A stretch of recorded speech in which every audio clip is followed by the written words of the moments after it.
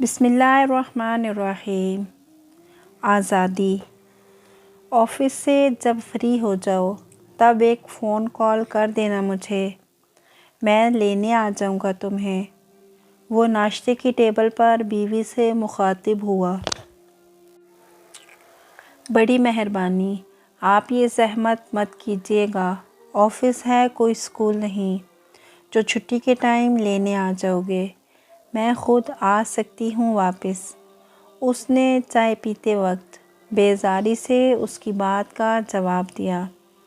مگر میں تو اس لیے کہہ رہا تھا کہ شام لوٹتے وقت کافی دیر ہو جاتی ہے تمہیں اور تم اکیلی ہو تو کیا ہوا، بچی تھوڑا ہی ہوں جو اکیلی گھر کا راستہ بھول جاؤں گی۔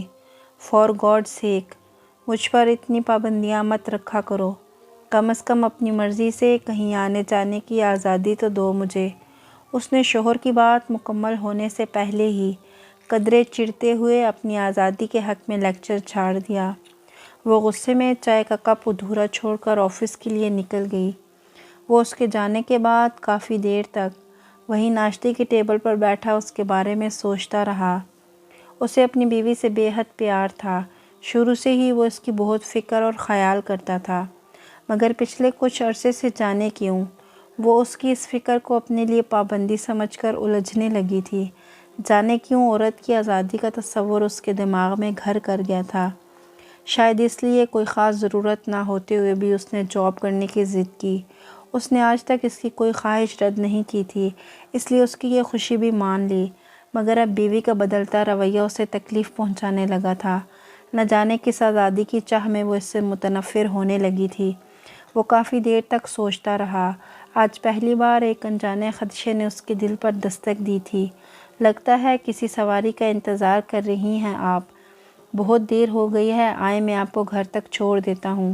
وہ اس وقت آفس کے باہر کسی رکشے یا ٹیکسی کے انتظار میں کھڑی تھی، جبکہ اس کے باس نے گاڑی اس کے قریب روکتے ہوئے آفر کی، نہیں شکریہ، میں خود مینج کر لوں گی، تکلیف مت کریں اور گاڑی میں بیٹھ جائیں، اس وقت کوئی سواری ملنا مشکل ہے۔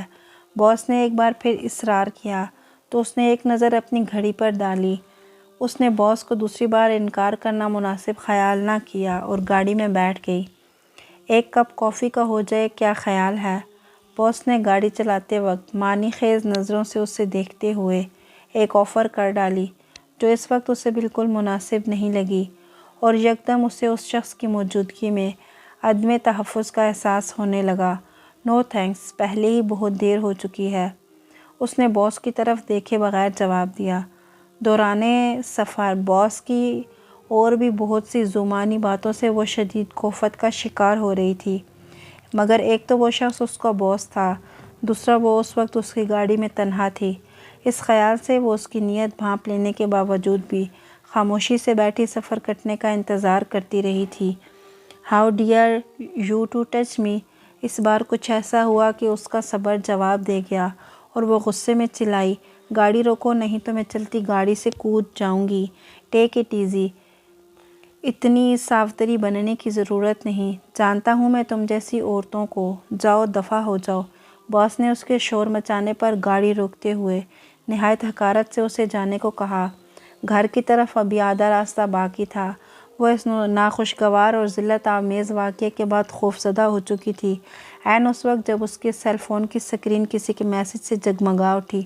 کہاں رہ گئی ہو جان، مجھے فکر ہونے لگی ہے۔ میسج اس کے شوہر کا تھا۔ میسج پڑھتے ہی اس کی آنکھوں میں آنسو بھر آئے، وہ تیز قدموں سے گھر کی طرف بڑھنے لگی۔ گھر کے دروازے پر پہنچ کر بیل پر ہاتھ رکھ کر جیسے وہ بھول گئی تھی، وہ بے چینی سے اس کا منتظر تھا۔ اس نے جیسے ہی دروازہ کھولا وہ اس کے سینے سے لپٹ کر زاروں قطار رونے لگی۔ کیا ہوا ہے، خیر تو ہے، کیوں رو رہی ہو؟ اسے اس کی حالت پر تشویش ہونے لگی۔ بس میں کل سے کہیں نہیں جاؤں گی، نہیں کرنی مجھے جاب، نہ ہی تمہارے بغیر کہیں جانا ہے، پلیز مجھے خود سے کبھی الگ مت کرنا۔ وہ ایک خوفزدہ بچے کی مانند بے خیالی میں مسلسل روتی اور بولتی چلی گئی، ٹھیک ہے کہیں مت جانا، اور بھلا میں کیوں دور کرنے لگا تمہیں خود سے؟ اس نے اس کی حالت کا اندازہ لگاتے ہوئے بجائے کوئی سوال کرنے کے جواب کرنے کے حوصلہ دیا۔ اس نے کافی کا کپ اس کے ہاتھ میں پکڑایا اور ساتھ بیٹھ گیا۔ اب کیسا محسوس کر رہی ہو؟ پلیز بتاؤ گی کیا ہوا تھا؟ کچھ دیر خاموش بیٹھنے کے بعد اس نے اس کی پریشانی کی وجہ جاننا چاہی۔ آئی ایم ریئلی سوری، میں نے تمہاری بات نہیں مانی۔ اس نے بالآخر روتے ہوئے اسے آپ بیتی سنائی اور شرمندگی سے نظریں جھکائے اپنی نافرمانی پر پشیمانی ظاہر کی۔ یہ سب سن کر اس کا خون کھول اٹھا، مگر اس نے اس کی حالت کے پیش نظر خود پر قابو پاتے ہوئے نہایت احسن طریقہ اختیار کیا۔